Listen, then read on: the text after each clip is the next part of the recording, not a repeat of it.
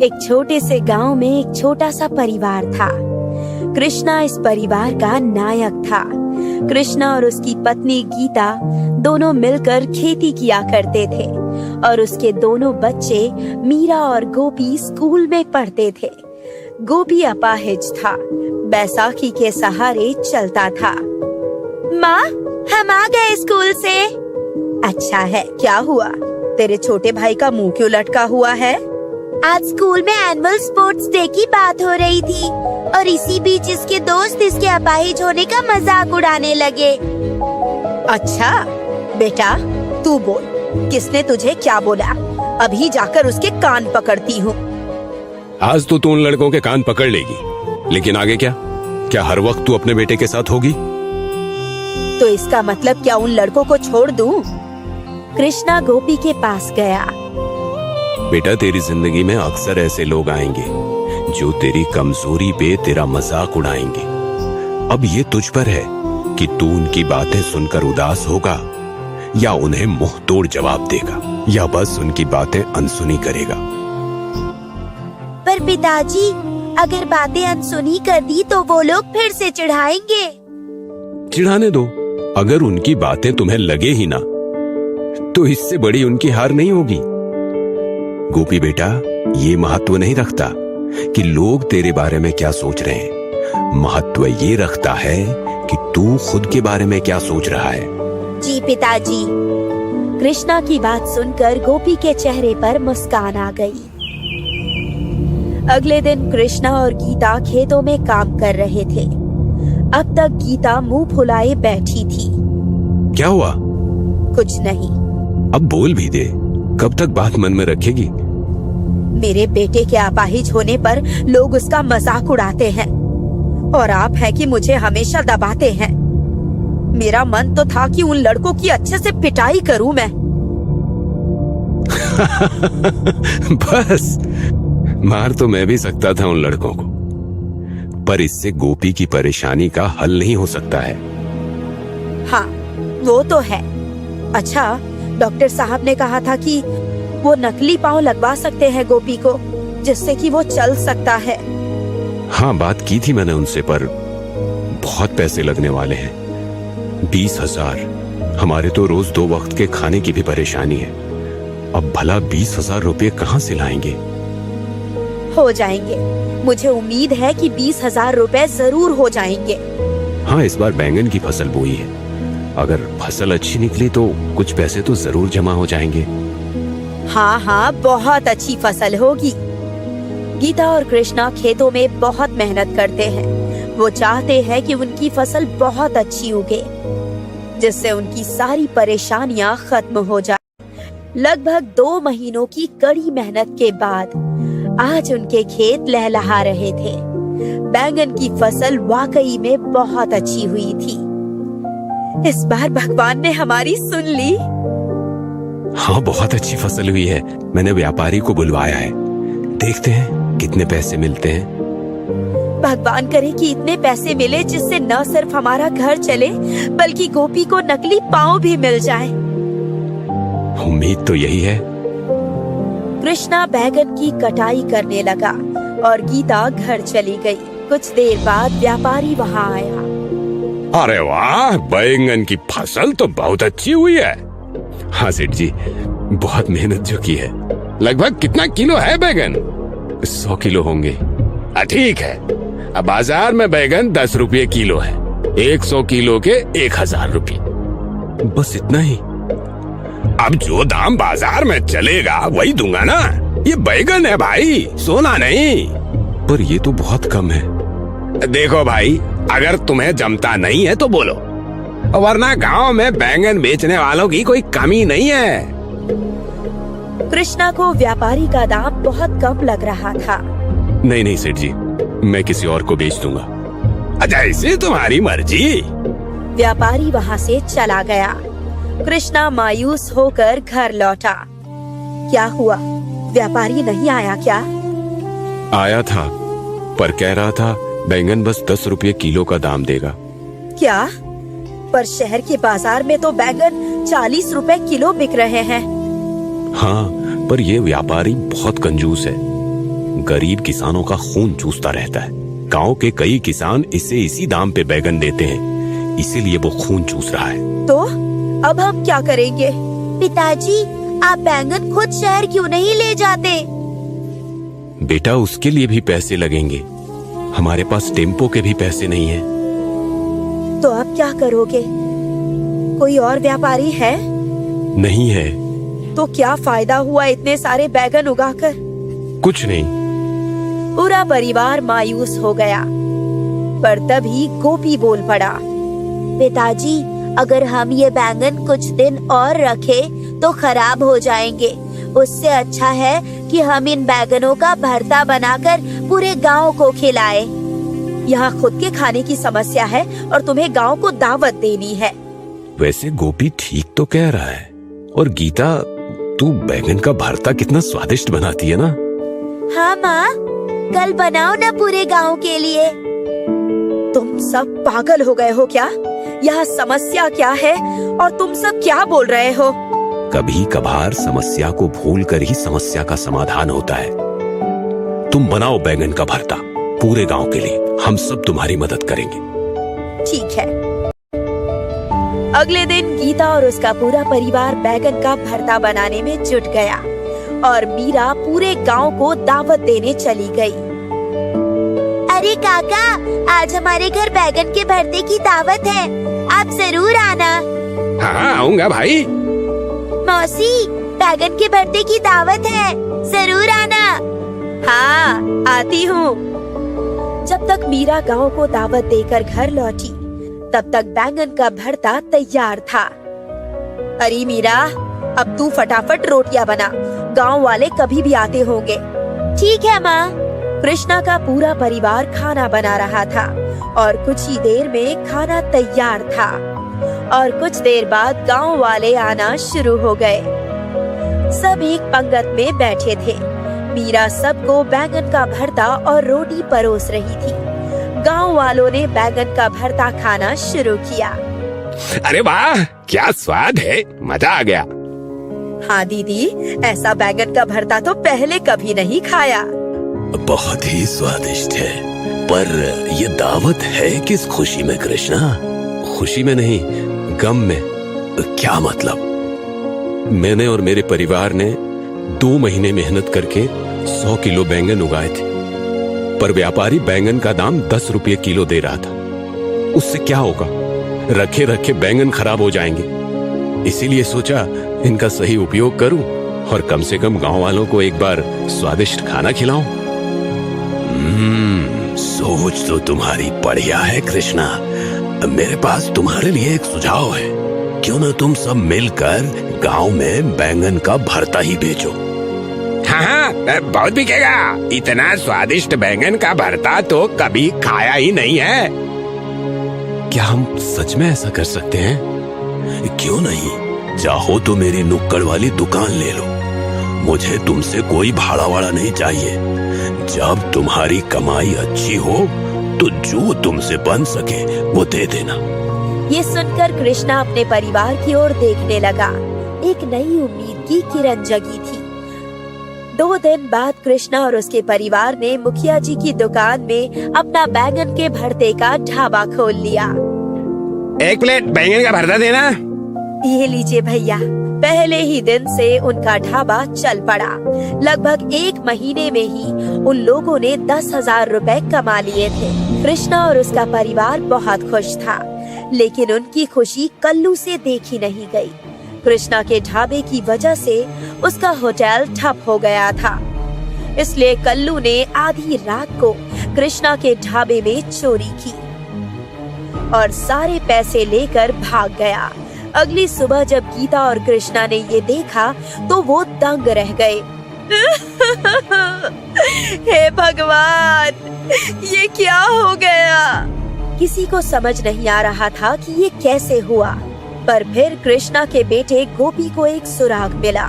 उसे एक चाबी मिली। पिताजी, ये चाबी जिस किसी की भी होगी उसने ही हमारे ढाबे में चोरी की है। कृष्णा ने वो चाबी मुखिया जी को दिखाई। शायद मैं जानता हूँ ये कौन है। चलो मेरे साथ। मुखिया जी सारे गांव वालों को कल्लू के होटल ले गए और उस चाबी से कल्लू के होटल का ताला खुल गया। मतलब कल्लू ने मेरी दुकान में चोरी की?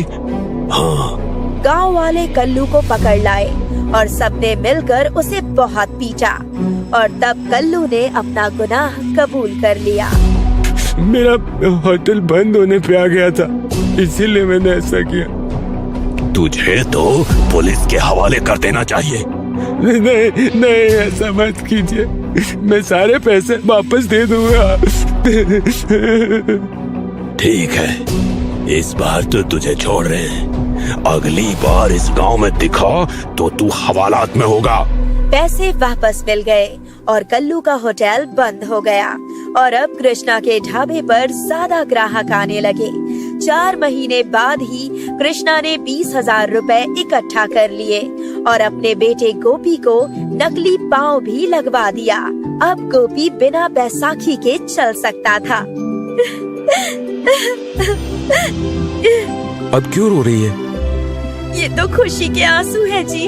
डगमगाते ही सही, पर अब कृष्णा के परिवार की गाड़ी पटरी पर आ रही थी। उम्मीद है कि अब उनके साथ सिर्फ अच्छा ही होगा। केशवपुर गांव का रहने वाला कमलेश बहुत ही गरीब किसान था। उसकी पत्नी और 2 बेटियों की जिम्मेदारी उसी पर थी। घर का खर्चा चलाने के लिए वो अपनी छोटी सी जमीन पर खेती किया करता था, लेकिन खेती में उसकी आमदनी कम और लागत ज्यादा लगती थी, जिसके कारण उसका गुजारा बहुत मुश्किल से हो रहा था। एक रोज उसकी पत्नी कविता कहती है, सुनिए जी, खेती करने से तो कोई फायदा नहीं हो रहा, आप कोई दूसरा काम क्यों नहीं करते? कविता, सब्र रखो, सब ठीक होगा। और वैसे भी मुझे खेती के अलावा और कोई काम कहाँ आता है। और तुम देखना, इस बार मैं अपने खेत में गेहूं चावल की जगह फूल गोभी की खेती करूँगा। फूल गोभी की खेती? पर क्यों? अचानक अनाज छोड़कर आप सब्जी की फसल क्यों उगाना चाहते हैं? क्योंकि मंडी में फूल गोभी के भाव बढ़े हुए हैं, इसीलिए फूल गोभी की खेती करना हमारे लिए फायदेमंद होगा। मुझे आप पर पूरा भरोसा है जी। ठीक है, फिर अब से फूल गोभी की खेती करने में मैं भी आपकी मदद करूंगी। कमलेश इस बार अपने खेत में फूल गोभी की खेती करने के लिए गांव के एक सेठ से पैसे उधार लेता है और बहुत मेहनत करके अपने खेत में फूल गोभी की फसल उगाता है। लेकिन फूल गोभी तैयार होने से पहले ही उसमें कीड़े लग जाते हैं और देखते ही देखते सारी फूल गोभी की फसल बर्बाद हो जाती है। अपनी बर्बाद फसल को देखकर कमलेश बहुत दुखी और निराश हो जाता है। हे भगवान, सारी फूल गोभी की फसल बर्बाद हो गई। अब मैं क्या करूं? इसके लिए मैंने इतना कर्जा लिया था, उसे कैसे चुकाऊंगा? मेरी तो सारी मेहनत पर पानी फिर गया। अजी शांत हो जाइए, अब होने को कौन टाल सकता है? पापा, पापा, आप दुखी मत हो। हाँ पापा, आप दुखी मत हो, घर चलो ना पापा। चंदा और मीना अपने पिता के आंसू पोंछती हैं। रात के समय कमलेश के घर में अन्न का एक दाना नहीं था।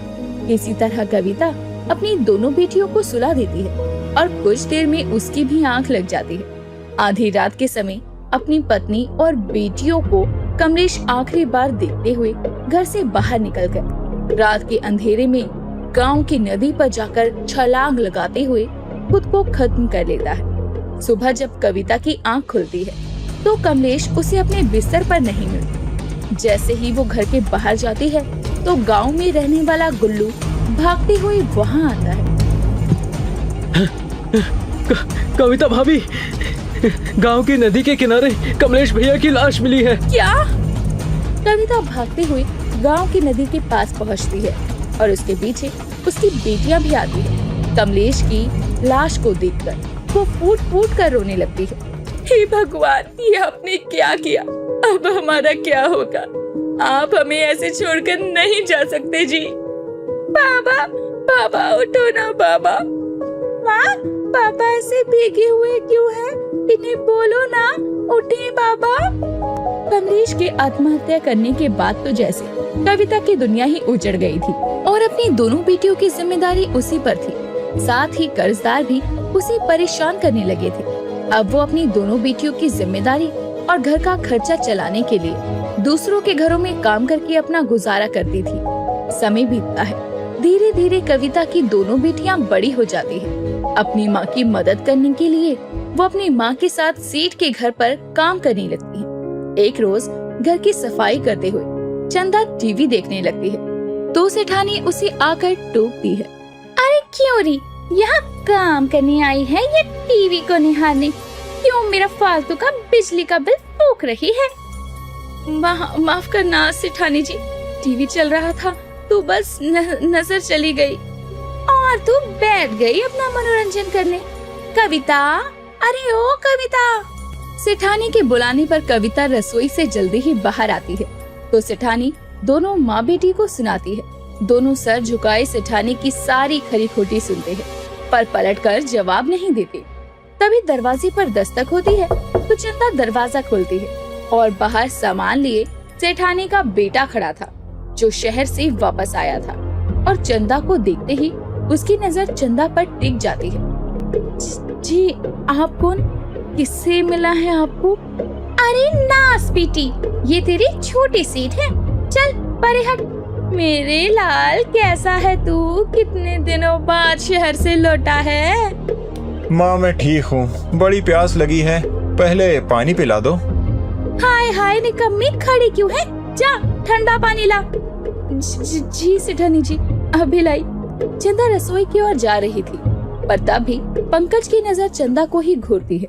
शाम को कविता और चंदा अपने घर में लौटते हैं जहाँ मीना खाना बना रही थी और चूल्हे से उसका हाथ जल जाता है। हे भगवान, जला लिया ना तूने अपना हाथ। चल डॉक्टर के पास।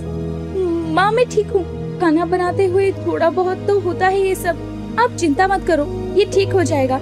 डॉक्टर के पास जाकर क्यों बेकार का खर्चा करना। हे भगवान, ये कैसी जिंदगी हो गई है।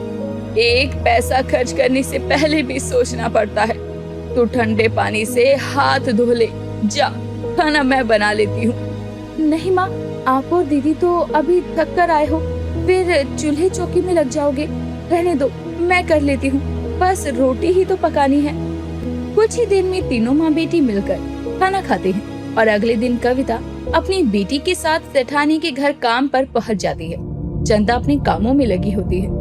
वहीं सेठानी का बेटा पंकज उसके आसपास ही बैठा रहता है और उसे घंटों घूरकर देखता है। चंदा को उसकी नजर कुछ ठीक नहीं लगती, इसीलिए वो अगले दिन तबीयत ठीक न होने का बहाना बनाकर काम पर नहीं जाती। पंकज को सुबह की चाय देने के लिए चंदा की जगह जब कविता आती है तो पंकज कहता है, अरे तुम चाय लेकर क्यों आई हो?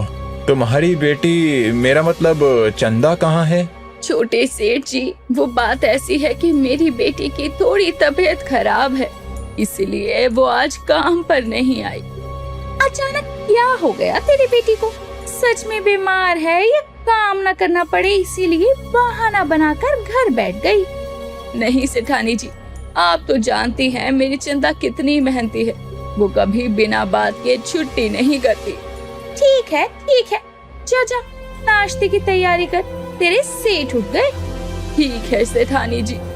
अगले दिन ना चाहते हुए भी चंदा को काम पर जाना पड़ता है, क्योंकि अगर वो काम पर नहीं जाती तो उसकी छोटी बहन को उसकी माँ के साथ जाना पड़ता और वो नहीं चाहती थी कि उसके रहते हुए उसकी छोटी बहन काम करे। वो सेठानी के कमरे में सफाई कर रही होती है पर तभी पंकज आकर उसका हाथ पकड़ लेता है। ये आप क्या कर रहे हैं? छोड़िए मेरा हाथ। अरे घबरा क्यों रही हो? मैंने तो बस तुम्हारा हाथ पकड़ा है और दूर क्यों जा रही हो?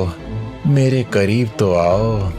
चंदा घबराई हुई थी, तभी पंकज उसके और करीब आकर जबरदस्ती करने लगता है तो चंदा उसे धक्का दे देती है जिससे कि वो टेबल से टकरा जाता है और टेबल पर रखा फूलदान जमीन पर गिरकर टूट जाता है, जिसकी आवाज सुनकर वहाँ सेठानी और कविता आ जाती है तो चंदा रोते हुए कविता के गले लग जाती है। क्या हुआ चंदा, तू रो क्यों रही है? हे भगवान, इतना महंगा फूलदान तोड़ दिया। नास बेटा तू तो ठीक है ना? तुझे कहीं लगी तो नहीं? नहीं माँ, मैं तो ठीक हूँ। वो तो सेठानी जी, आपकी बेटी ने मेरे साथ जबरदस्ती करने की कोशिश की। माँ, मैं सच कह रही हूँ। ए लड़की, क्या बकवास कर रही है तू? ये मेरे बेटे पर गलत इल्जाम लगा रही है। मेरा बेटा ऐसा नहीं कर सकता। क्यों पंकज? इससे पहले कि पंकज कुछ कहता, कभी वहाँ सेठ आ जाते और पंकज के पसीने छूटने लगते। मैं सच कह रही हूँ सेठ जी, इसीलिए ही मैंने उन्हें धक्का भी दिया। सेठानी सेठ जी, मेरी बेटी इतना बड़ा झूठ नहीं बोल सकती। अरे ये सब क्या हो रहा है आखिर? अपने पति के वहाँ से जाने के साथ अपने बेटे की चुप्पी देखकर सेठानी समझ जाती है कि चंदा जो कुछ कह रही है वो सच है, लेकिन अपने बेटे को बचाने के लिए वो सेठानी चंदा पर ही चोरी का इल्जाम लगा देती। अरे चुप कर निकम्मी, एक तो कमरे में आकर चोरी करती है, ऊपर से मेरे ही बेटी पर गलत इल्जाम लगा रही है। चोरी नहीं सेठानी जी, मैंने कोई चोरी नहीं की, मैं सच कह रही हूँ, मेरी बात का यकीन करो। आप क्यों झूठ बोल रही हैं? झूठ तो ये बोल रही है पिताजी। ये माँ के कमरे में चोरी करने गई थी। जब मैंने इसे रंगे हाथों पकड़ लिया तो ये उल्टा मुझ पर ही गलत इल्जाम लगा रही है। देखा जी, अब क्या हमारा बेटा हमसे झूठ बोलेगा? मैंने सोचा भी नहीं था कि मेरे घर में काम करने वाली तुम माँ बेटी ऐसी हरकत करोगी। सेठ जी, हमने कुछ गलत नहीं किया, मेरी बेटी ने कोई चोरी नहीं की है, हमारी बात का विश्वास कीजिए। इसका फैसला तो अब पंचायत में होगा। इस मामले को सेठ गांव की पंचायत में लेकर जाता है, जहां सभी सेठ के परिवार का समर्थन करते हैं और सजा के तौर पर कविता और उसकी 2 बेटियों को गांव से निकाल दिया जाता है। मजबूर कविता अपनी बेटियों के साथ दूसरे गांव में जाकर रहने लगती है, जहां वो घर चलाने के लिए अपनी बेटियों के साथ एक चाइनीज ढाबे पर काम करने लगती है।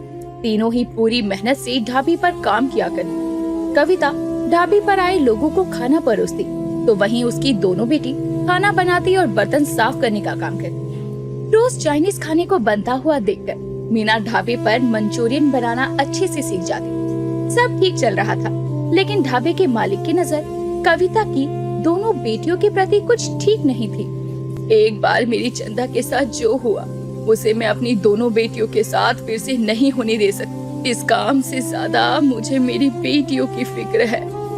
अपनी बेटियों की सुरक्षा के चलते कविता उस ढाबे से अपनी पगार लेकर काम छोड़ देती है और अपनी सालों की जमा पूंजी से एक खेत खरीदती है, जिसमें वो अपनी बेटियों के साथ मिलकर फूल गोभी की खेती करती है। अच्छी फसल होने पर वो कुछ फसल मंडी में अच्छे दामों पर बेच देती है, तो वहीं कुछ फूल गोभियों से मीना चाइनीज मंचूरियन बनाती है और अपनी माँ और बहन को खिलाती है।